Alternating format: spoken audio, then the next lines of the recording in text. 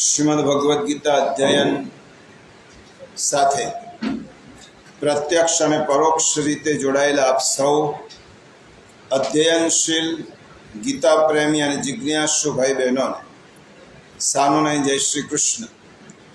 આપ સર્વના હૃદયમાં બિરાજમાન પરમ કૃપાળુ પરમાત્માને વંદન કરી આપણે ગીતા ગાયક પ્રભુ શ્રી કૃષ્ણ અને ગીતા માતાના ચરણોમાં વંદન કરી આજના અધ્યયનનો પ્રારંભ કરી. પ્રિયજનો, આપણે અધ્યાય 8 અક્ષર બ્રહ્મયોગ ના 14મા શ્લોકનો ગયા વખતે વિચાર કરી રહ્યા હતા.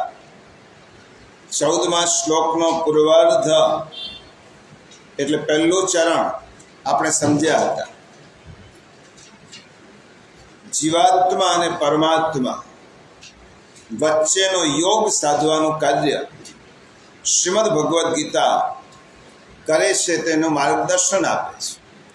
જીવાત્મા અને પરમાત્મા આ બંને સહસ્ત્ર પરિવત્સરથી જુદા થયેલા છે. હવે જીવાત્માનો પરમાત્માની સાથે જો સંયોગ થાય, એનો યોગ થાય તો જ માનવ જન્મની સાર્થકતા છે. અને એટલા માટે ભગવાન આ અધ્યાયમાં વિશેષતઃ જુદા જુદા અધ્યાયમાં ભગવાને જુદા જુદા વિષયો ચર્ચ્યા છે. આ અધ્યાયમાં ભગવાને મુખ્ય ભાર જીવાત્માનો પરમાત્મા સાથેનો યોગ સાધવો, તેમની સાથેનું મિલન કરવું, આ મુખ્ય વાત છે. અને યોગ એટલે જોડાણ, ભક્તિ એટલે જીવાત્મા અને પરમાત્માનું મિલન, અને યોગ એટલે જીવાત્મા અને પરમાત્માનું જોડાણ. ગીતા મુખ્યતઃ 3 યોગ સમજાવે છે. પહેલા 6 અધ્યાયમાં કર્મયોગની વાત કરી, પછીના 6 અધ્યાયમાં ભક્તિ યોગ સમજાવે છે, અને પછીના 6 અધ્યાયમાં ભગવાને જ્ઞાન યોગની વાત કરી છે. ભક્તિ પણ યોગ છે, કારણ કે ભક્તિ પરમાત્મા સાથેનું જીવાત્માનું મિલન કરાવે છે. એટલા માટે ભક્તિ યોગ છે. હવે ભગવત પ્રાપ્તિ કેવી રીતે કરવી, એના જુદા જુદા રસ્તા શ્રી કૃષ્ણ પ્રભુએ સ્વયં બતાવ્યા છે. એમાં આપણે જે 12મો અને 13મો શ્લોક જોઈ ગયા, તેમાં યોગ દ્વારા, પ્રાણાયામ દ્વારા ભગવત પ્રાપ્તિ પ્રભુએ બતાવી છે. પણ હવે ભગવાનને વિચાર આવ્યો કે મારા બધા ગીતાના અધ્યયનશીલ બધા જ શ્રોતાઓ એક જ રસ્તે મારી પ્રાપ્તિ કરી શકે એમ નથી. કોઈકને સહેલો રસ્તો જોઈએ, કોઈને સુગમ રસ્તો જોઈએ. એટલા માટે ભગવાને આ 14મા શ્લોકમાં, ગયા વખતે આપણે શરૂ કર્યું હતું, 14મા શ્લોકમાં ભગવાને કહ્યું છે, પહેલાં આપણે પારાયણ કરી લઈએ. 8મો અધ્યાય 14મો શ્લોક.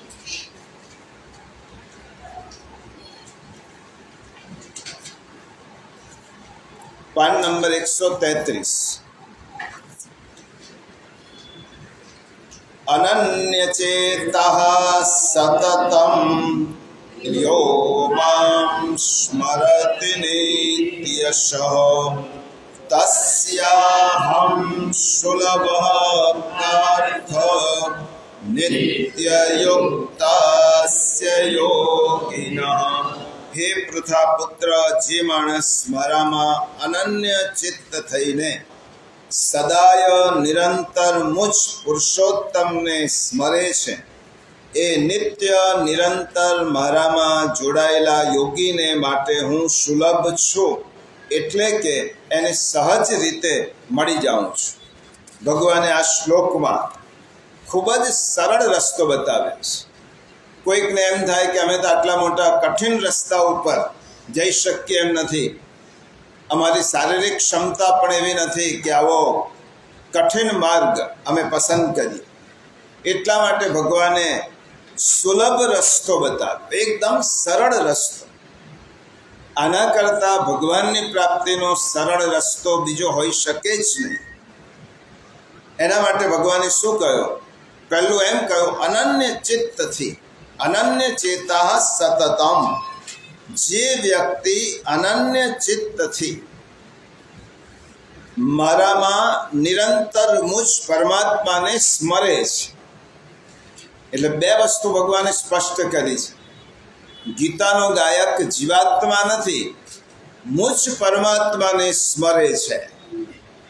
મને ભગવાન એક વચનમાં ઉપયોગ કર્યો છે, મારું સ્મરણ કરે છે, નિત્ય કરે છે અને સદા કરે છે. પણ કેવા ચિત્તથી? અનન્ય ચિત્તથી. આપણે ગયા વખતે વિચાર્યું તો અનન્ય ચિત્ત, જેને પુષ્ટિ માર્ગમાં અનન્યાશ્રય પણ કહેવાય. અનન્ય ચિત્ત કોને કહેવાય? ચાર વસ્તુ આપણી બહુ જ સ્પષ્ટ હોય. પહેલી વસ્તુ, ભગવાન જ સારો છે. આ સમગ્ર બ્રહ્માંડમાં ભગવાન જ શ્રેષ્ઠ છે, એના કરતાં બીજો કોઈ શ્રેષ્ઠ છે નહીં. બીજી વસ્તુ, ભગવાન જ સાચો છે, સત્ય ભગવાન જ છે. ભગવાનના નિર્ણયો સાચા, ભગવાન સાચા, ભગવાનની કૃતિ સાચી, ભગવાનના સંકલ્પ સાચા, અને ભગવાન જે કરે તે સાચું, એટલે ભગવાન જ સત્ય. ત્રીજી વસ્તુ, ભગવાન જ મારો. આ દુનિયામાં મારું કોણ? મારું અંતરંગ કોણ? તો ભગવાન જ મારો. અને ચોથી વસ્તુ, ભગવાન જ સર્વત્ર. આ દુનિયામાં સર્વત્ર ભગવાન જ છે. શા માટે આવું કહ્યું? આ વેદનો, ઉપનિષદનો બહુ મહત્વનો સિદ્ધાંત છે. ઈશ્વરને તમે એક જ જગ્યાએ સીમિત કરી શકતા નથી. આ જ જગ્યાએ ભગવાન છે અને આ જગ્યાએ નથી, એવું તમે ભગવાન માટે મર્યાદા મૂકી શકતા નથી. કારણ કે ભગવાન સ્થળ અને કાળ, સ્પેસ એન્ડ ટાઈમથી પર છે, બિયોન્ડ સ્પેસ એન્ડ ટાઈમ. ભગવાન બધા જ વખતે છે અને ભગવાન બધે જ છે. આજે ભગવાન છે, હજારો વર્ષ પહેલાં ભગવાન હતા, આજે નથી, એવું નથી. ભગવાન સર્વત્ર છે. અહીંયા પણ છે, મંદિરમાંય છે, ઘરમાંય છે, બધે જ છે. એક પણ જગ્યા એવી નથી કે જ્યાં ઈશ્વર ન હોય. માટે ઈશ્વર સર્વવ્યાપક છે અને ઈશ્વર સર્વકાળ છે. બધા જ સમયે ભગવાન છે અને બધી જ જગ્યાએ ભગવાન છે. આ સ્પષ્ટ સમજણ ઉપનિષદ, વેદ અને શ્રીમદ ભગવદ્ ગીતાને બધા જ પુરાણો સમજાવે છે. સ્થળમાં ભગવાનને આપણે સીમિત કરી શકતા નથી. આ જ જગ્યાએ ભગવાન છે અને આ જગ્યાએ નથી. ભગવાનને કાળમાં સીમિત કરી શકતા નથી. આપણે ભૂતકાળમાં નહોતા, વર્તમાનમાં છીએ અને ભવિષ્યમાં નથી રહેવા. પણ ભગવાન તો ભૂતકાળમાં પણ હતા, આજે પણ છે અને ભવિષ્યમાં પણ રહેવાના છે. એટલા માટે ચોથો સિદ્ધાંત, ભગવાન સર્વત્ર છે. જલે વિષ્ણુ, સ્થલે વિષ્ણુ, વિષ્ણુ પર્વત મસ્તકે, જ્વાલા માલા કુલે વિષ્ણુ, સર્વમ વિષ્ણુમયમ જગત. આ સર્વ જગત વિષ્ણુમય છે. અને એટલા માટે આ ચાર વાતો જેને સ્પષ્ટ છે તે અનન્ય ચિત્ત કહેવાય. અનન્ય ચિત્ત થઈને ભગવાનનું સ્મરણ કરવાનું છે. અનન્ય ચિત્ત હોવાની આ ચાર શરતો છે. ભગવાન જ સારો, ભગવાન જ સાચો, ભગવાન જ મારો અને ભગવાન જ સર્વત્ર. હવે તમે અનન્ય ચિત્ત નહીં પણ થાઓ તો પણ અનન્ય ચિત્ત થયા વગર છૂટકો જ નથી. કારણ કે એ શાશ્વત સત્ય છે કે બધાનું રક્ષણ ભગવાન કરે છે. આપણે જાણીશું કે નહીં જાણીએ, આપણું રક્ષણ ભગવાન જ કરે છે. અનન્ય ચિત્ત થયેલા લોકો ભગવાનને જલ્દી મેળવી શકે છે. અને અનન્ય ચિત્ત નથી, તેમને ભગવાન છોડી નથી દેતા, તેમનું પણ રક્ષણ કરે છે, તેમને પણ સાચવે છે. પણ જગન્નાથ પંડિત કહે છે કે તેવા જીવની દશા કેવી છે? અંધ જીવાત્મા, અંધ બાળક માના ખોળામાં મોટો થાય, ઉછરે, મા તેનું પાલન પોષણ કરે, મા તેને સંભાળે, મા તેને સાચવે, પણ અંધ બાળક માને ઓળખી શકતો નથી, એને જોઈ શકતો નથી. આવી દશા મોહાંધ જીવોની છે. જેવી રીતે અંધ બાળક માના ખોળામાં જ ઉછરે છે, છતાં પણ અંધ વ્યક્તિ માને જોઈ શકતો નથી. એવી રીતે મોહાંધ જીવો પણ ભગવાનના જ આશ્રય છે, ભગવાનની જ રખેવાળી હેઠળ છે, છતાં પણ તે ભગવાનને જોઈ શકતા નથી. આ દુનિયામાં આપણે ભગવાનને છોડી દઈશું, અનન્ય ચેત નહીં થઈએ તો બીજો આધાર કોનો છે? ભગવાન સિવાય કોઈ બીજો આધાર હોય તો શોધી કાઢો. આપણે અનન્ય ચિત્ત નહીં પણ થઈએ તો પણ એટલો તો સ્વીકારવો પડશે કે આધાર માત્ર ઈશ્વરનો જ છે, સમગ્ર જીવોને, સમગ્ર બ્રહ્માંડ. અને બીજો કોણ આપણને આધાર આપશે? બાકી બધા પોતપોતાનું જીવન જોતા હોય. આ દુનિયામાં બધા જ નિરાધાર છે. તો નિરાધાર વ્યક્તિ, એક નિરાધાર વ્યક્તિ બીજી નિરાધાર વ્યક્તિને આધાર કેવી રીતે આપી શકશે? ઉત્તરાની સ્તુતિ આવે છે ભાગવતમાં. આજે એનું વિશ્લેષણ નથી કરવાનું, સંદર્ભ સમજાવું છું. ઉત્તરાના ગર્ભમાં જ્યારે અશ્વત્થામાએ બ્રહ્માસ્ત્ર છોડ્યો ત્યારે ગર્ભમાં રહેલો પરીક્ષિત બળવા લાગ્યો અને ઉત્તરા ગભરાવા લાગી. હવે ગભરાયેલી ઉત્તરા ભગવાનની સ્તુતિ કરતા કહે છે, પાહી પાહી મહાબાહો, હે પ્રભુ આપનું મારું રક્ષણ કર. પછી બીજી લીટીમાં ખૂબ સુંદર વાત કરી છે જે અહીંયા ગીતામાં કર. બીજી લીટીમાં ઉત્તરા એમ કહે છે, પ્રભુ હું આપના સિવાય કોના સહારે જાઉં? કારણ કે મેં દુનિયામાં જોયું કે બધા જ લોકો મૃત્યુના મુખમાં કોળીઓ થવા માટે તૈયાર થયેલા છે. આજે નહીં તો કાલે, કાલે નહીં તો 10 વર્ષે, 25 વર્ષે, 50 વર્ષે બધા જ લોકો કાળનો કોળીઓ થવા માટે તૈયાર છે. તો જે વ્યક્તિ પોતાની જાતને મૃત્યુમાંથી ઉગારી શકતો નથી એની શરણ હું કેવી રીતે લઈ શકું? એટલા માટે હું તમારી શરણે આવી છું, કારણ કે મૃત્યુમાંથી ઉગારવાનું કામ પરમાત્મા સિવાય બીજો કોઈ કરી શકે નહીં. ભગવાન સિવાય બીજો આધાર જ કોણ છે? અને છેલ્લે તો તમારે અનન્યતા સ્વીકારવી જ પડે, જાણતા કે ન જાણતા. જગન્નાથ પંડિત ગંગા લહેરીમાં ખૂબ સુંદર લખે છે, હે જગદંબા, તું મને છોડી દઈશ તો હું કોની સામે જઈને રડીશ? તું મારો ત્યાગ કરીશ તો હું કોની સામે જઈશ? એટલા માટે હે માં, તું મને છોડીશ નહીં, કારણ કે તારા સિવાય મારો બીજો કોઈ જ નથી. એ વાત આદિ શંકરાચાર્ય પણ દિવ્ય પરાધ ક્ષમાપનમાં કહે છે કે પરિત્યક્તા દેવાન, હે માં, મેં તારા જ સહારાનો વિશ્વાસ રાખીને બધા જ દેવોને છોડી દીધા છે. પરિત્યક્તા દેવાન, બધા જ દેવોને છોડ્યા પછી હું તારી શરણમાં આવ્યો છું. હવે નિરાલંબો લંબો દર જનની કમ યામી શરણ, હે શરણ આપનારી માં, હું નિરાલંબ છું અને તારી શરણમાં આવ્યો છું. તો માં, તું મને શરણ આપ. માં એટલે જગદંબા, માં એટલે શ્રી કૃષ્ણ, માં એટલે ભગવાન. આ જગતનો સંચાલક, જગતનો સંરક્ષક એ પ્રભુ. એક વખત પૌરાણિક કથા બહુ સાદી છે, આપણે સાંભળેલી પણ હશે. એક વખત દંડકારણ્યમાં શ્રી રામ અને શ્રી લક્ષ્મણજી બેઠેલા છે. વાતો કરતા કરતા ભગવાને પોતાનું બાણ જમીનમાં માર્યું અને તેમાંથી એ પાછો તીર કાઢ્યો તો એ તીર રક્ત રંજિત હતું, લાલ બનેલું હતું.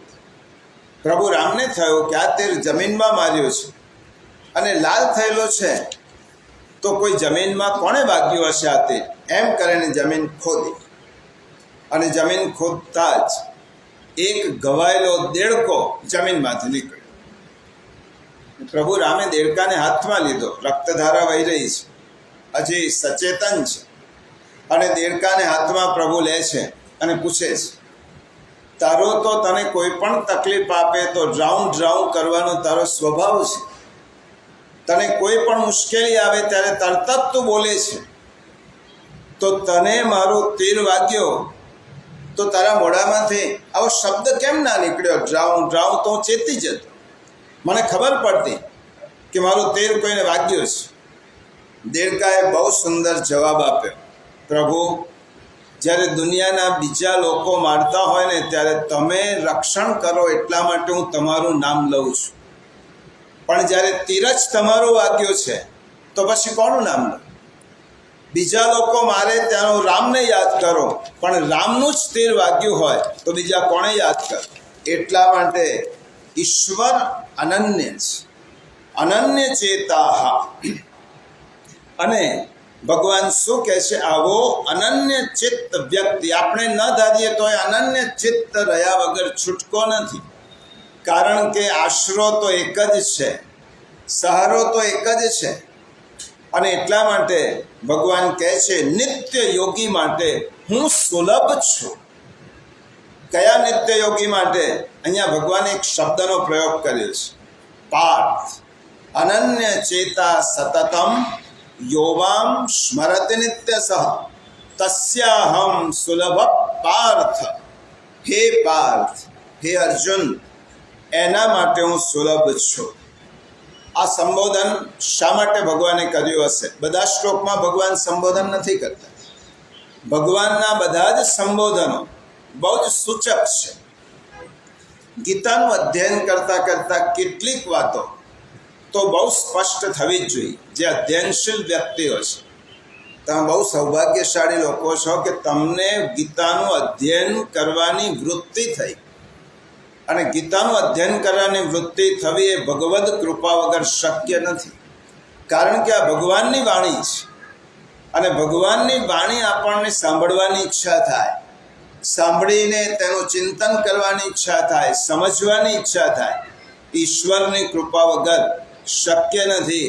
ઘણા લોકોનું આખું જતું રહ્યું ગીતાનું પાનું ખોલ્યા વગર, ગીતાનો શ્લોક વાંચ્યા વગર આખું જીવન વ્યતીત થઈ ગયું, જન્મરાઓ વ્યતીત થઈ ગયા. ત્યારે આપણે ખૂબ ભાગ્યશાળી છે કે પ્રભુએ આપણને અધિકારી બનાવ્યા છે આ ગીતાના શબ્દો સમજવા માટે. અને એટલા માટે ગીતાનું અધ્યયન કરતા કેટલીક વાતો સ્પષ્ટ થવી જોઈએ. તે પૈકીની એક વાત આ પણ છે કે જીવાત્મા પરમાત્માને મળવા માટે જેટલો ઉત્સુક છે એના કરતાં 1000 ગણી ઉત્સુકતા પરમાત્માને જીવાત્માને મળવાની છે. આ ગીતાનો સિદ્ધાંત છે. જીવાત્માને જેટલી ઈચ્છા હોય પ્રભુને મળવાની, એના કરતાં પરમાત્માને અનેક ગણી ઈચ્છા જીવને પોતાની પાસે બોલાવવાની છે. એટલા માટે વેદાંતમાં એક ઉપમા આપી કે ગાયનું વાછરડું ગાયને ધાવવા માટે જેટલું ઉત્સુક હોય એના કરતાં અનેક ગણી ઉત્સુકતા ગાયને વાછરડાને ધવડાવવાની છે. વાછરડાને તો હશે ધાવવાની ઉત્સુકતા, પણ ગાયને એવી લોલુપતા છે કે ક્યારે મારું વાછરડું મારી પાસે આવે, ભૂખ્યું હશે અને ભૂખ લાગી હશે, ક્યારે આવે અને ક્યારે હું તેને સ્તનપાન કરાવું, ક્યારે તેનું પેટ કરું. એટલા માટે ભક્તિ એક પક્ષી નથી, ભક્તિ દ્વિપક્ષી છે. જીવાત્મા પરમાત્માને મળવા માટે ઉત્સુક થાય એ તો સ્વાભાવિક છે, પરંતુ પરમાત્માને એમ થાય છે કે આ જીવ ક્યારે મારી પાસે આવે, ક્યારે હું તેને મારા ખોળામાં બેસાડું.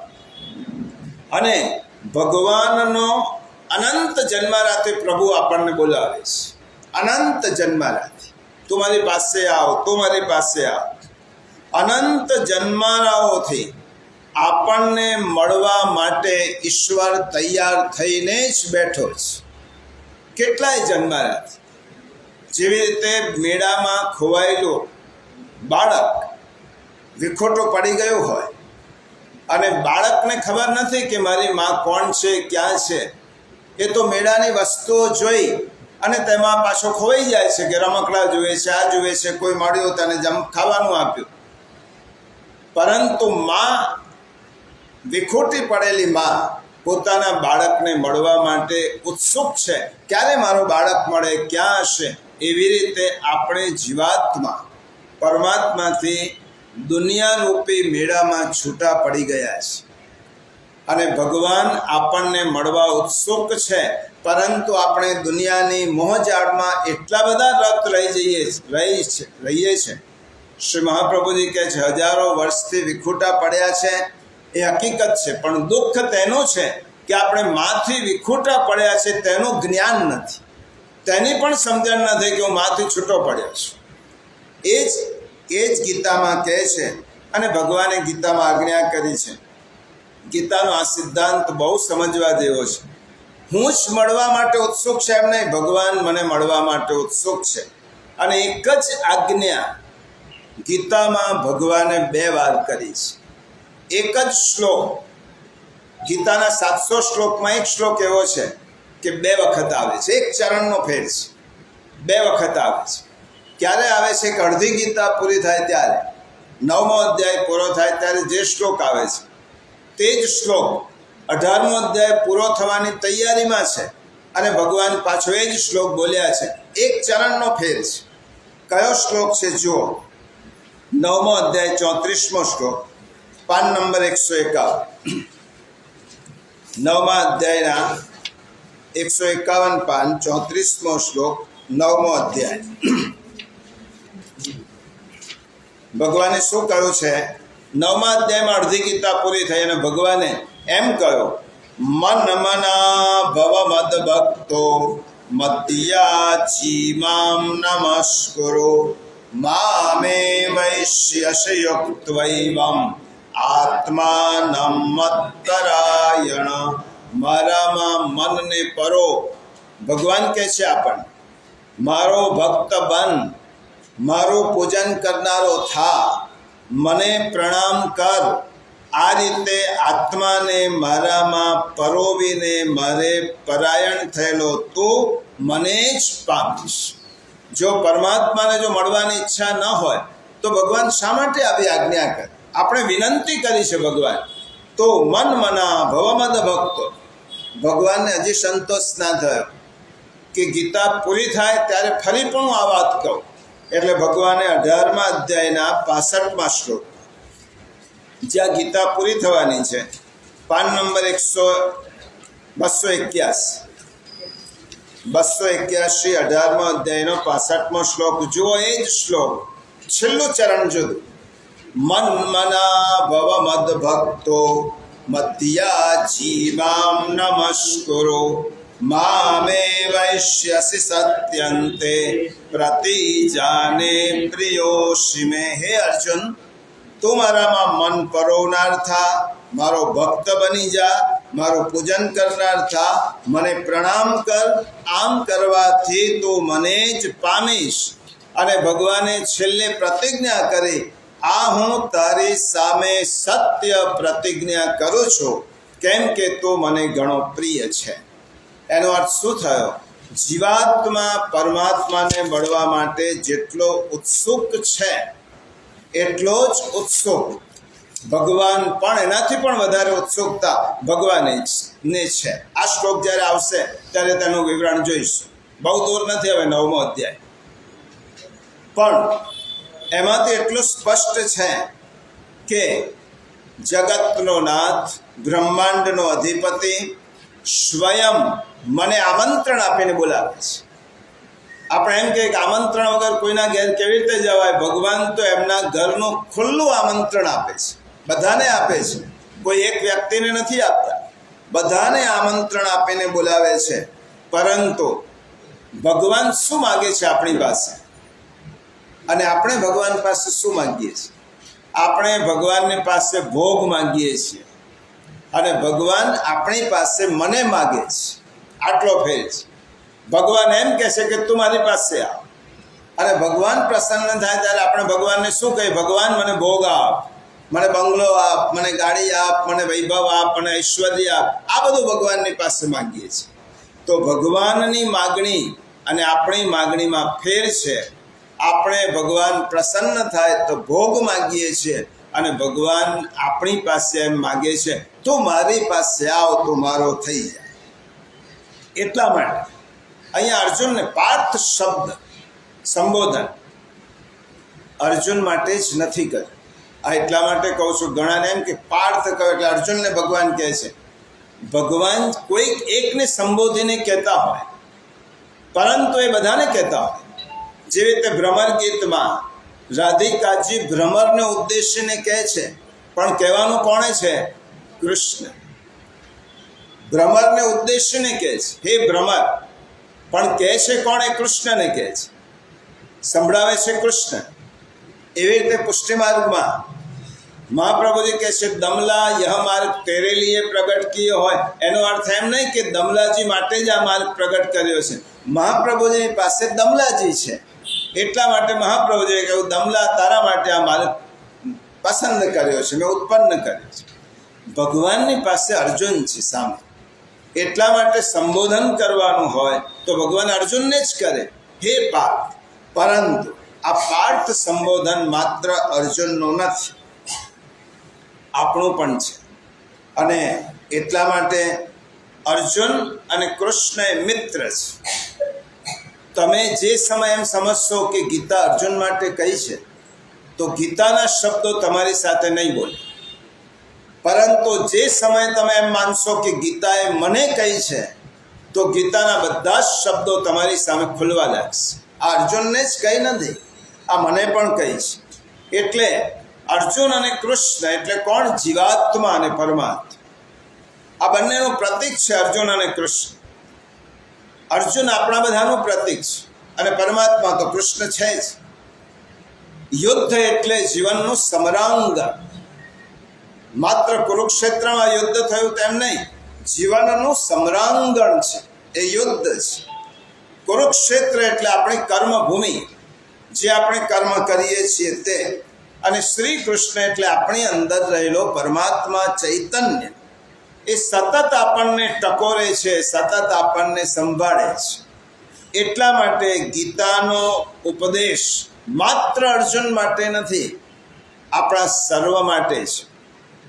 ગીતા અને અર્જુનના માધ્યમથી ભગવાને આપણને ઉપદેશ આપ્યો છે. મહાભારતમાં એક પ્રસંગ છે, કદાચ અધ્યયનમાં પણ એકવાર મેં કહ્યો હતો, પણ યાદ કરાવી. આ પાર્થ સંબોધન છે એટલા માટે. મહાભારતમાં એક ખાંડવ દહનનો પ્રસંગ આવે છે. બહુ ટૂંકમાં કહું, ખાંડવ દહનમાં જે કામ દેવતાઓ ન કરી શક્યા, એ કાર્ય શ્રી કૃષ્ણ અને અર્જુને ભેગા થઈને કર્યું. ઇન્દ્રને બહુ આનંદ થયો.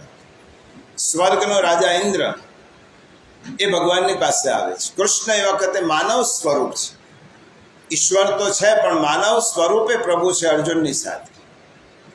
ઇન્દ્ર ભગવાનની પાસે આવે છે, મહાભારતની આ ઘટના.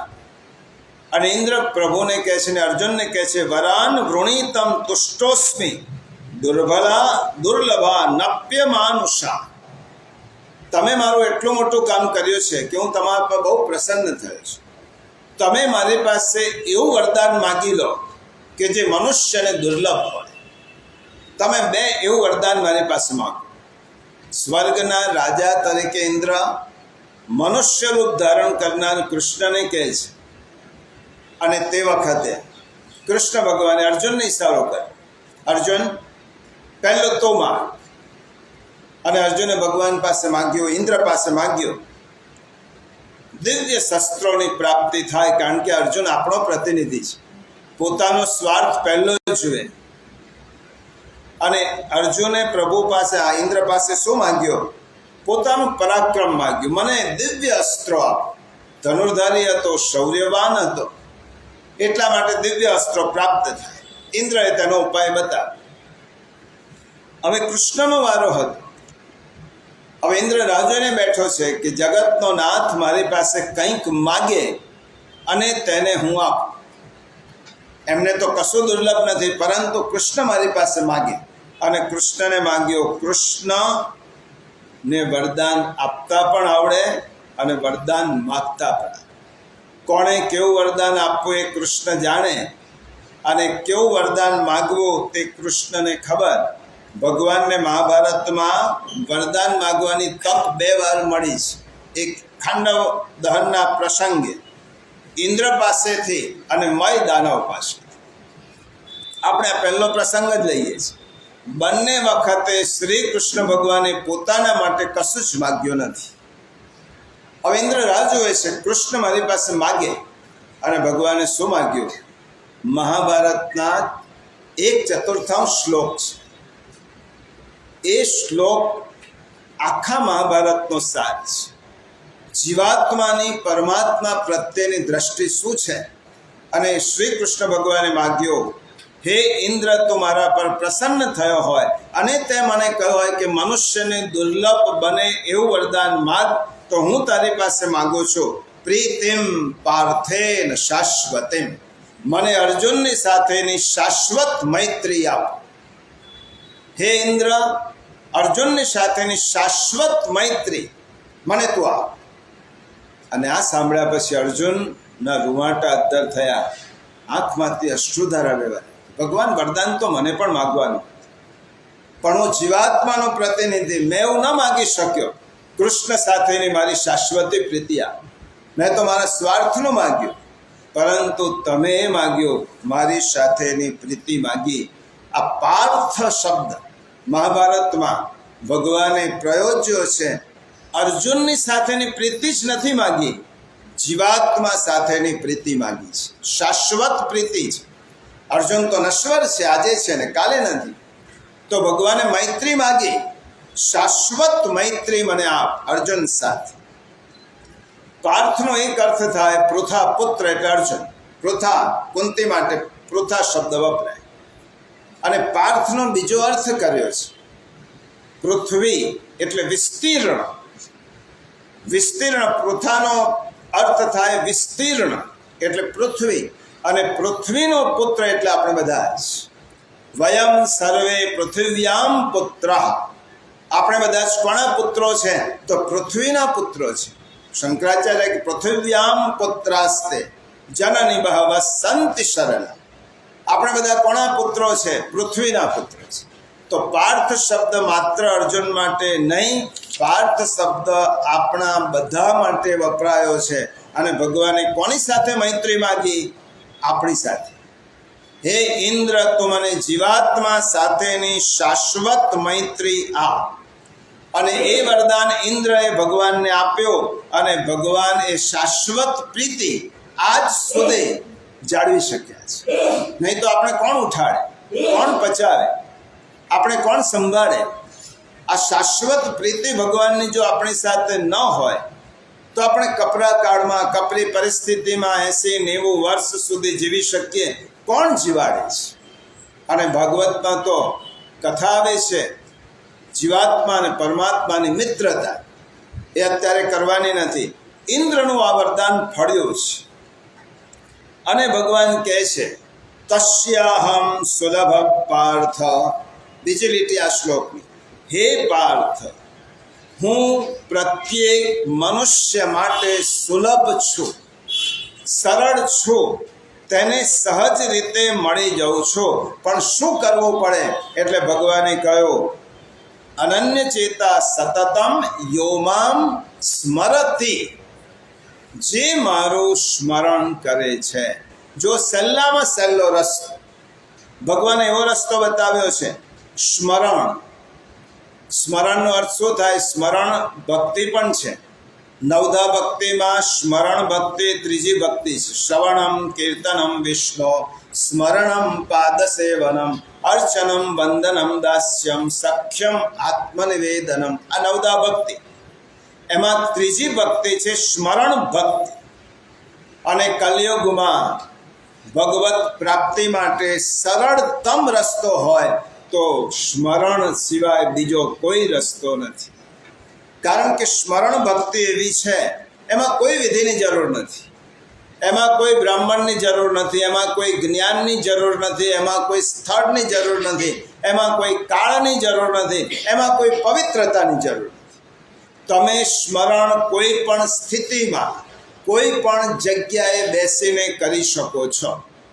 સ્મરણ કરવા માટે નિશ્ચિત સ્થાન ના જોઈએ, નિશ્ચિત સમય ના જોઈએ. કોઈ કાળનું બંધન નહીં, કોઈ સ્થળનું બંધન નહીં, કોઈ વિધિની જરૂર નહીં, કોઈ વિશેષ યોગ્યતાની જરૂર.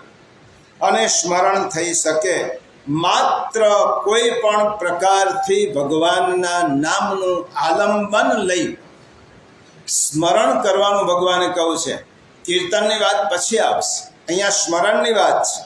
ભગવાનના નામનું આલંબન લેવું, સ્મરણનો મહિમા આપણા શાસ્ત્રકારોએ કેટલો ગાયો છે. ગીતામાં જ કહ્યું છે એમ નહીં, બધા જ શાસ્ત્રોમાં કહ્યું. સ્મરણથી પ્રભુ એટલા બધા સુલભ છે.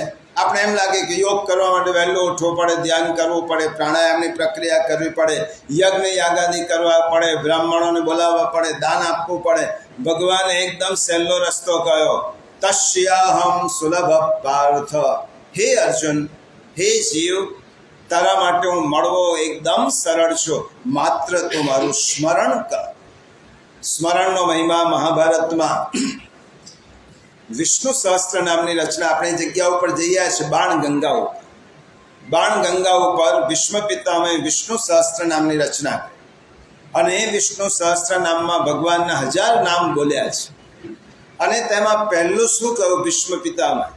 યસ્ય સ્મરણ માત્રેણ જન્મ સંસાર બંધનાત વિમુચ્યતે નમસ્તસ્મૈ વિષ્ણવે પ્રભવિષ્ણવે. પહેલું શું કહું? યસ્ય સ્મરણ માત્રે, જેના સ્મરણ માત્રથી જ, બીજી કોઈ વિધિ બતાવી નથી, જેના સ્મરણ માત્રથી માણસ સંસારના બંધનોમાંથી છૂટે છે. બીજું શ્રીમદ ભાગવતના બીજા સ્કંદમાં પરીક્ષિત રાજાને સુખદેવજી જ્યારે ઉપદેશ આપવાની, ભાગવતનો ઉપદેશ આપવાની શરૂઆત કરે છે, ત્યારે સુખદેવજી કહે છે, મનુષ્ય જન્મની જે મનુષ્ય અભય પદ પામવા માટે ઈચ્છે છે તેને સર્વાત્મા સર્વશક્તિમાન ભગવાન શ્રી કૃષ્ણની લીલાઓનું શ્રવણ, કીર્તન અને સ્મરણ કરવું જોઈએ. અને પછી સુખદેવજી કહે છે, મનુષ્ય જન્મની સાર્થકતા એ જ છે કે મૃત્યુ સમયે ભગવાનનું સ્મરણ થાય. અને સુખદેવજીના શબ્દો છે, જન્મલાભ પરમ પુંસામ અંતે નારાયણ સ્મૃતિ. જીવનની સાર્થકતા છે અંત સમયે નારાયણનું સ્મરણ થાય, એ જીવનની સાર્થકતા છે. નારદ ભક્તિ સૂત્રમાં નારદજી કહે છે કે આપણી ભક્તિ સાચી ક્યારે? તદ્વિસ્મરણે પરમ વ્યાકુલતા ભવે. તેના સ્મરણ વગર વ્યાકુલ થાય માણસ. જ્યારે આપણો શ્વાસ અટકી જાય અને આપણે કેવા વ્યાકુલ થઈએ છીએ, એવી રીતે ભગવાનનું સ્મરણ કર્યા વગર વ્યાકુલ થઈ જાય માણસ. સ્વામી રામકૃષ્ણ પરમહંસને એક વખત એક સેવકે પૂછ્યો, ભગવાન ક્યારે મળે? રસ્તામાં જતા જતા એક નદી આવી અને રામકૃષ્ણ પરમહંસ તો આચાર્યથી ઉપદેશ આપનારા ગુરુ હતા અને તેમણે શિષ્યને ડૂબકી મારવાનું કહ્યું. શિષ્યએ ડૂબકી મારી અને રામકૃષ્ણ પરમહંસે તેનું માથું દબાવી રાખ્યું. પેલો અંદર ગુંગળાવા લાગ્યો, ગુરુદેવ મને બહાર કાઢો, મારો હાથ લઈ લો, મારું માથું બહાર નીકળવા દો. બહાર નીકળ્યો એટલે રામકૃષ્ણ પરમહંસે કહ્યું, પાણીમાં રહ્યા પછી તારી સ્થિતિ કેવી હતી? ત્યારે એને કહું, ગુંગળામણ થતી હતી, ક્યારે હું બહાર નીકળું તેના માટે લાલાયિત હતો. રામકૃષ્ણ પરમહંસે કહ્યું કે તે મને પૂછ્યું તો ભગવાન ક્યારે મળે? ભગવાન માટે તને આવી વ્યાકુળતા થાય છે તો ભગવાન મળે. તારો જીવ બચાવવા માટે તો કેટલો વ્યાકુળ હતો.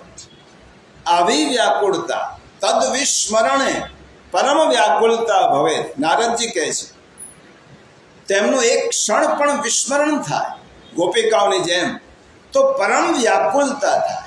ક્યારે પ્રભુ મળે? એક ક્ષણનો પણ વિલંબ, વિરહ પ્રભુનો ગોપિકાઓ સહન કરી શકતી નહોતી. મહાભારતમાં નારદની સ્તુતિ આવે છે. એમાં નારદજી ભગવાનને કહે છે, ત્વમેવાહમ સ્મરિષ્યામિ મરણે પર્યુપસ્થિતે. ભગવાન તમે મારા પર પ્રસન્ન થયા તો એક વસ્તુ માંગુ છું, મૃત્યુ સમયે તમારું સ્મરણ થાવ.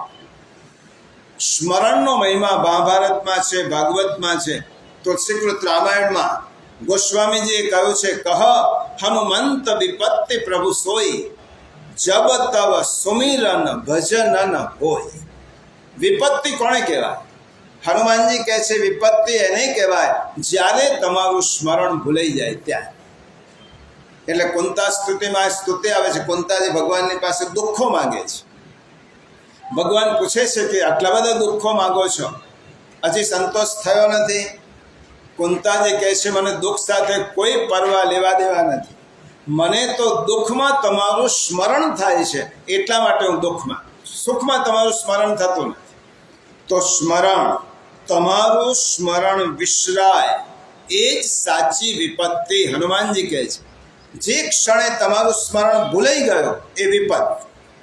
અને આવી જ આજ્ઞા મહાપ્રભુજીના 2 શ્લોકને અને ગીતાના શ્લોકને સરખાવવા જેવા છે. મહાપ્રભુજીએ 16 ગ્રંથમાં એક જ આજ્ઞા 2 વાર કરી છે. જો આ બધાના સારરૂપ મહાપ્રભુજીએ નવરત્ન ગ્રંથ લખ્યો, અને નવરત્ન ગ્રંથમાં મહાપ્રભુજીએ છેલ્લે શું કહ્યું? તસ્માત સર્વાત્મના નિત્યમ શ્રી કૃષ્ણ શરણમ મમ વદદ્ભીરેવ સતતમ સ્થેયમિત્યેવ મે મતિ. ગીતાનો આ શ્લોક અને મહાપ્રભુજીનો નવરત્નનો શ્લોક સરખાવો. તસ્માત સર્વાત્મના નિત્યમ, નિત્ય શબ્દ અને સતત શબ્દ ભગવાને પણ વાપર્યો છે અને મહાપ્રભુજી વાપર્યો. શ્રી કૃષ્ણ શરણમ મમ, એનું નિત્ય સ્મરણ કર, છેલ્લી આજ્ઞા કરી. અને મહાપ્રભુજીને એમ થયું કે હજી આજ્ઞામાં બાકી રહી ગયું છે, તો પાછું ચતુશ્લોકીમાં ફરીથી આજ્ઞા કરી. અત સર્વાત્મના શશ્વત ગોકુલેશ્વર પાદયો સ્મરણમ ભજનમ ચાપી ન ત્યાજ્યમ ઇતિ મે મતિ. માણસે સ્મરણ અને ભજન આ ક્યારે પણ છોડવા જ ન જોઈએ. તો હવે સ્મરણનું આટલું મહત્વ શા માટે છે? એનું એક કારણ છે. આ આજ્ઞા મહાપ્રભુજીએ કરી, ઠાકોરજીએ કરી. શા માટે સ્મરણનું આટલું મહત્વ છે? એને એક મનોવિજ્ઞાન છે. જો તમે સાંભળો છો કાન દ્વારા, બોલો છો મોઢા દ્વારા, જુઓ છો આંખ દ્વારા, સ્મરણને કોઈ ઇન્દ્રિયો સાથે લેવા દેવા નથી. સ્મરણ શેનાથી થાય છે? મનથી. સ્મરણ મનથી થાય છે, અને જે મનથી થાય એ જ સાચું. સ્મરણ આંખોથી ના થાય, સ્મરણ કાનથી ના થાય, સ્મરણ મનથી થાય. અને સ્મરણ જો મન દ્વારા થાય તો જે ક્ષણે સ્મરણ કરીએ છીએ આપણે પ્રભુનું, તે સમયે આપણું મન જોડાયેલું છે. અને જે મન જોડાય છે તો મનનો સ્વભાવ છે કે મન જો જેની સાથે મનને જોડાવાનું હશે તો પ્રભુ સાથે જ જોડાશે, બીજા કોઈ સાથે નહીં જોડાય. એટલે સ્મરણનો મહિમા એ છે કે સ્મરણ મનની સાથે નિસ્બત ધરાવે છે. અને તમને મનની સાથે જો નિસ્બત ધરાવીને ભગવાનને યાદ કરવા હોય તો સ્મરણ સિવાય બીજો કોઈ ઉપાય નથી. એટલે વૃત્રાસુર ચતુશ્લોકીમાં વૃત્રાસુર કહે છે મનસ્મરેતા સુપતેર ગુણાંશ. મારું મન તમારું નિત્ય સ્મરણ કરતું રહે. તો આપણે સ્મરણ કરીએ છીએ એટલો સમય ભગવાનની સાથે આપણું જોડાણ છે. તમે મનમાં પ્રભુનું નામ લીધું, મનથી શ્રી કૃષ્ણ શરણમ મમ, એટલું સમજી લો ભગવાનની સાથે તમે જોડાયા અને ભગવાન તમારી સાથે જોડાયા. હું કૃષ્ણ શરણમ મમ કહું છું એનો અર્થ એમ નહીં તમે કોઈ પણ ઈશ્વરનું નામ લેશો એ કૃષ્ણ સાથે સંબંધિત છે. સર્વદેવ નમસ્કારમ કેશવમ પ્રતિગચ્છત. એટલા માટે તમે સ્મરણ કરો છો ત્યારે ભગવાનની સાથે જોડાવો છો. એક વખત મહાભારતમાં પ્રસંગ છે કે ભીષ્મ દાદા આંખો બંધ કરીને નિત્ય પ્રભુનું સ્મરણ કરતા, અને આ બાજુ કૃષ્ણ અને અર્જુન યુદ્ધના મેદાનમાં કંઈક વાર્તાલાપ કરતા હશે અને ભગવાન એકદમ ખોવાઈ ગયા. ભગવાને આંખો બંધ કરી. અર્જુન વાતો કરે છે પણ કૃષ્ણ ભગવાનની આંખો બંધ છે. આંખો ખોલી એટલે કૃષ્ણ ભગવાનને અર્જુનને પૂછ્યું, પ્રભુ વાતો મારી સાથે કરતા હતા અને તમે કોઈ બીજા સાથે ખોઈ ગયા હતા. તો કૃષ્ણ ભગવાને કહ્યું, અત્યારે પુરુષવ્યાગ્ર ભીષ્મ મારું સ્મરણ કરે છે એટલા માટે હું ભીષ્મ પાસે પહોંચી ગયો. ભીષ્મ મારું સ્મરણ કરે છે એટલા માટે તેની પાસે પહોંચી ગયો હતો. તો સ્મરણ શું છે? સ્મરણ એ જીવાત્મા અને પરમાત્મા વચ્ચેનો સેતુ છે. તમે કશી જ જરૂર નથી, કોઈ વિધિની જરૂર નથી. પથારીમાં પડ્યા પડ્યા, સૂતા સૂતા, બેઠા બેઠા, જાગતા જાગતા, સ્વપ્નમાં, કોઈ પણ સ્થિતિમાં તમે સ્મરણ કરી શકો છો. એના માટે કોઈ વિધિ નિષેધ નથી, કોઈ શાસ્ત્રનો બાદ નથી. એટલા માટે ભગવાને કહ્યું સુલભ પાર્થ, આ સરળ રસ્તો છે. સ્મરણ એ જીવાત્મા અને પરમાત્માના વચ્ચેનો સેતુ છે. આવું સ્મરણ કેવી રીતે થાય? તો ભગવાને 2 શરત મૂકી, સતતમ અને નિત્ય. આ 2 શબ્દ આવે છે, અનન્ય ચેતા સતતમ યોમામ સ્મરતે નિત્યશ. હવે આપણને એટલી ખબર, નિત્ય અને સતતમાં શું ફેર? ભગવાન ક્યારે પણ એક શબ્દની પુનરુક્તિ કરતા નથી. નિત્યનો અર્થ થાય, અને મહાપ્રભુજીએ 2 શબ્દો વાપર્યા છે, તસ્માત સર્વાત્મના નિત્યમ વદદ્ભિ એવ સતતમ. સતત અને નિત્ય આ 2 શબ્દો ભગવાને વાપર્યા છે. તો નિત્ય એટલે રેગ્યુલર, રોજ, અને સતતમ એટલે કન્ટિન્યુઅસ. સતત એટલે શું? એક ધારું. અને નિત્ય એટલે રોજ, ડેઈલી. રોજ ભગવાનનું સ્મરણ એક ધારું કરવાનું. નહીં તો કોઈ માણસ શ્રાવણ મહિનાના સોમવારે 5 કલાક બેસી જાય માળા લઈને, હું સ્મરણ કરું છું. ભગવાને કોઈ આ સ્મરણ નહીં, નિત્ય થવું જોઈએ. એ નિત્ય થાય, કન્ટિન્યુઅસ થાય, વારંવાર સ્મરણ થાય. એટલા માટે પ્રતિક્ષણ ઈશ્વરનું સ્મરણ થાય.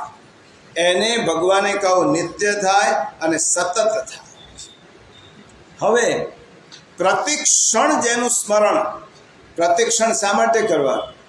આપણે કોઈને ખબર નથી કઈ ક્ષણે મારું મરણ છે, કઈ ક્ષણ છેલ્લી ક્ષણ છે, કોઈને ખબર નથી.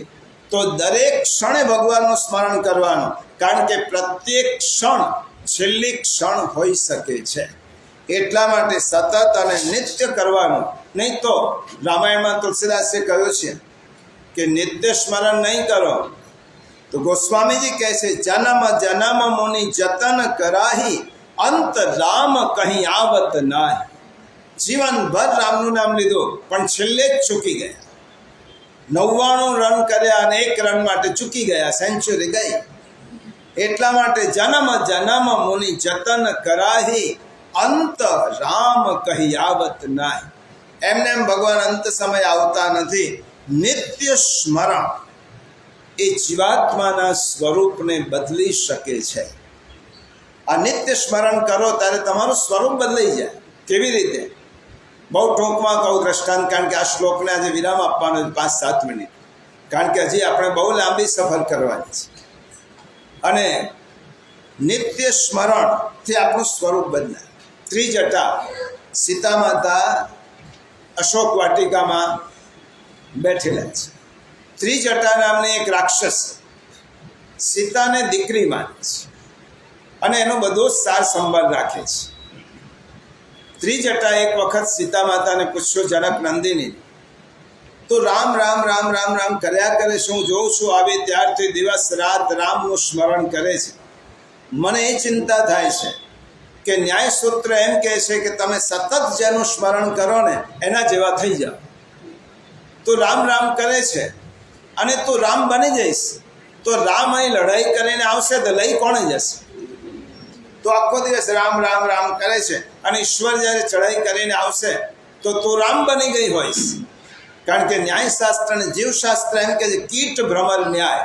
કીડો ભમરાનું ચિંતન કરે તો જતે સમય ભમરો બની જાય. તો રામ બની જઈશ, તો પછી રામ લઈ કોણે જશે?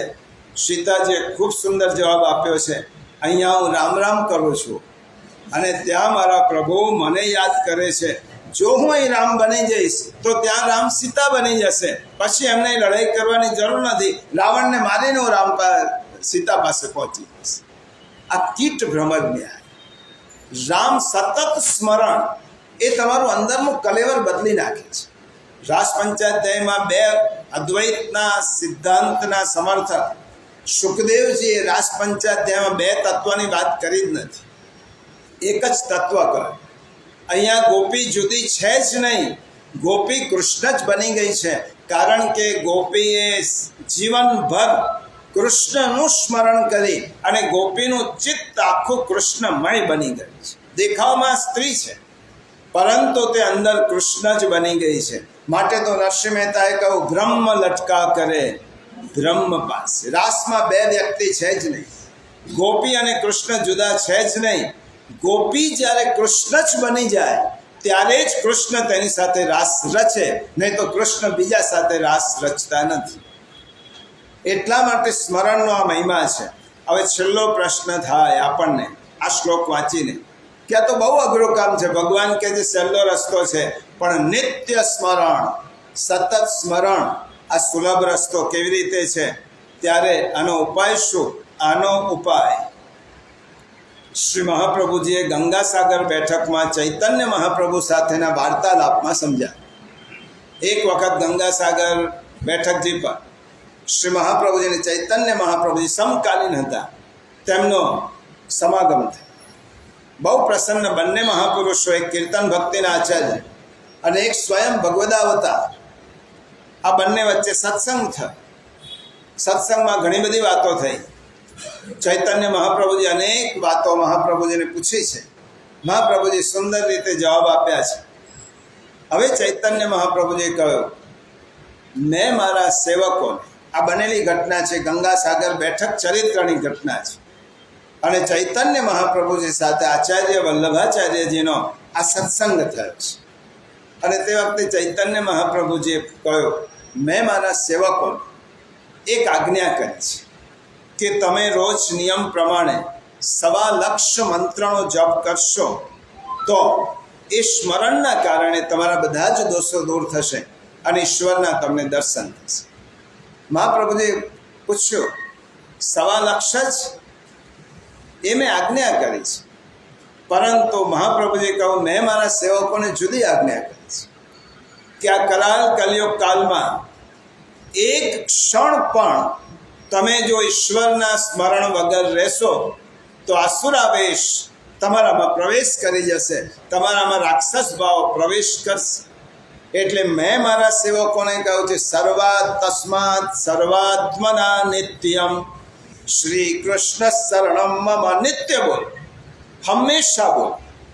હવે ચૈતન્ય મહાપ્રભુજી આપણો પ્રશ્ન પૂછ્યો કે આપની વાત ખૂબ સાચી છે, પરંતુ રોજ નિત્ય સ્મરણ કરવું આ બહુ અઘરું લાગે છે, કેવી રીતે માણસ કરી શકે? ત્યારે મહાપ્રભુજીએ દૃષ્ટાંત આપ્યો કે જેવી રીતે કુંભાર હોય અને કુંભાર લાકડીથી ચાકડો ફેરવી દે, ઉપર માટીનો લોંદો પિંડ મૂકી દે અને એકવાર એક લાકડીથી આખા ચાકને ગોળ ગોળ ગોળ ગોળ ફેરવી દે છે અને લાકડી એક બાજુ મૂકી દે છે, અને પછી ચાક ફરતો રહે છે અને પેલા માટીના પિંડમાંથી કુંભાર જુદા જુદી વસ્તુઓને આકાર આપે છે. માટીનું કોળીઓ છે, ગળો છે, વગેરે. કુંભારને જેવી રીતે એક વખત લાકડી ફેરવીને લાકડી ફરીથી ફેરવવી પડતી નથી, એવી રીતે મનરૂપી ચક્રને એકવાર એવું ફેરવી દો કે પછી તમે કોઈ પણ કામ કરતા જાઓ, અંદરનો મનનો છેડો ભગવાનની સાથે જોડાયેલો રહે. તસ્માત સર્વાત્મના નિત્યમ. ભલે કામ કરો, કોઈ પણ કામ કરો, એક બાજુથી કામ ચાલે છે અને એક બાજુથી અંદરનું જોડાણ ઈશ્વર સાથે છે. આ મહાપ્રભુજીએ દ્રષ્ટાંત આપ્યો. એટલા માટે અષ્ટપ્રહર હરિમય આવી રીતે રહી શકાય. એક વખત રામકૃષ્ણ પરમહંસને કોઈ પૂછ્યું, એમને આવું કહ્યું કે નિત્ય સ્મરણનું તમે કહો છો, તો નિત્ય સ્મરણ કેવી રીતે થઈ શકે? એનો વ્યવહારમાં કેવી રીતે લાવી શકાય? રામકૃષ્ણ પરમહંસના દ્રષ્ટાંતો આપણા જેવા તદ્દન મગજમાં ઉતરી જાય તેવા. એમને કહ્યું કે જુઓ, પહેલાંના કાળમાં બહેનો જ્યારે તળાવ પર કે કૂવા ઉપર પાણી ભરવા જાય અને પાણી ભરવા જાય ત્યારે બેડું માથા પર મૂકે. આ બેડું એટલું ભરેલું હોય, ગળો અને ગુણિયો મૂકેલો હોય, બેડું ભરેલું હોય, અને એ 4-5 બહેનો હાથ છૂટા રાખી હલાવતી હલાવતી આવતી હોય. 4 જણો આખા ગામની વાત કરતી હોય અને વાતો એક બાજુ ચાલે છે, એક બાજુ બેડું ઉપર મૂકેલું છે. આ બેડું શા માટે નથી પડતું? કારણ કે પેલી બહેનનો મન એ બેડા પર છે. ભલે વાતો કરે છે, બધાની વાતો સાંભળે પણ છે, હાથ પણ રાખતી નથી, પણ મન બેડામાં છે. એટલા માટે 2-4 ગાઉં ચાલી જાય છે ભરેલું બેડું માથે. તો એવી રીતે પ્રભુનું સ્મરણ, તમે કોઈ પણ કર્મ કરો, પરંતુ મન પ્રભુ સાથે જોડાયેલું હશે તો એ મનનું સ્મરણ ચાલ્યા કરશે અને આ બાજુ કર્મયોગ ચાલશે. નટ છે, નટ દોરડા પર ચાલે છે, એક પેલા તાર પર ચાલે છે, એક દોરડા પર ચાલે છે, કશું જ નથી. એ રમત પણ કરે છે, ઢોલકોએ વગાડે છે, પણ એ બેલેન્સ ચૂકી ના જવાય એનું ધ્યાન રાખે છે. એનું મન ક્યાં છે? તો દોરડામાં છે, તાર પર છે, ચાલે છે, વાતો કરે છે, લોકોને હસાવે છે, પણ એનું ધ્યાન ક્યાં છે? દોરડા. એવી રીતે માણસ કર્મ કરે, પરંતુ એનું મન જો ભગવાનમાં જોડાયેલું હોય તો એ શક્ય છે. ત્રીજું ઉદાહરણ, કોઈ ગાડી ચલાવે, એક્સપર્ટ ડ્રાઈવર હોય, ગાડી પર બેઠો હોય, એક્સિલેટર પર આપે, બ્રેક પણ જરૂર હોય ત્યાં દબાવે, આખા ગિયર પણ બદલે અને વાતો કરતો જાય. કેટલાક તો પાનના ગુટકાએ મૂકતા જાય મોઢામાં, હાથ છૂટા રાખીને ગાડી ચલાવતો જાય. એક પગ એક્સિલેટર પર છે, બ્રેક પર છે, ગિયર બદલાય છે, ગાડી ચાલે છે, ખબર પડતી નથી. આ બધું જ કરવા છતાં એનું ધ્યાન શાના પર છે? રસ્તા. જો એક સામાન્ય ડ્રાઈવર પોતાના મનને રસ્તા ઉપર કેન્દ્રિત કરી શકતો હોય અને બધી જ વાતો કરી શકતો હોય તો માણસ સૌ શા માટે ન કરી શકે? એક મનને ભગવાનની સાથે જોડી દો અને તમારી બધી જ કૃતિ કર્યા કરો. અને છેલ્લે ભગવાન કહે છે, કર્મ કરતા કરતા નિરંતર ઈશ્વરનું સ્મરણ આવી રીતે કરી શકે તેને નિત્ય યોગી કહેવાય છે. નિત્ય યોગી એટલે ભગવાનની સાથે સતત જોડાયેલો. નિત્ય યોગી શબ્દ વાપરે છે. જે નિત્ય યોગી છે, અનન્ય ચેતા સતતમ યોમામ સ્મરત નિત્યસઃ તસ્યાહમ સુલભ પાર્થ નિત્ય યુક્તસ્ય યોગીન. તેવા નિત્ય યુક્ત યોગીને માટે હું કાયમ સુલભ છું. હવે આ શ્લોક કયા પછી ભગવાન આગળના શ્લોકમાં કહે છે કે ભગવાન અર્જુનને એમ થાય ને આપણને એમ થાય, પ્રભુ શા માટે તમે વારંવાર તમારી સાથે જોડાવાની આજ્ઞા આપો છો? હું નહીં જોડાવું તો મારું શું જવાનું છે? કોઈ ડફોડ વિદ્યાર્થી પૂછે ને, ભણતવ્યમ તો ભી મર્તવ્ય, ન ભણતવ્યમ તો ભી મર્તવ્યમ, તો કાયકુ કડાકૂટ કર્તવ્ય. જો ભણશું તોય મરવાના, નહીં ભણીએ તોય મરવાના, તો શા માટે કડાકૂટ કરવાની? આપણને પૂછે, ભગવાન તમારી સાથે નહીં જોડાવો તો મારું શું જવાનું છે? તમે મને ખાવાના ટાઈમે જમવાનું આપો છો, સૂઈ જાઉં છું, મનોરંજન કરું છું, તમારી સાથે જોડાવાની જરૂર શા માટે? એનો જવાબ ભગવાન આગળના શ્લોકમાં આપવાના છે. આપણે આવતા રવિવારે આવીશું અને તેનો વિચાર કરીશું.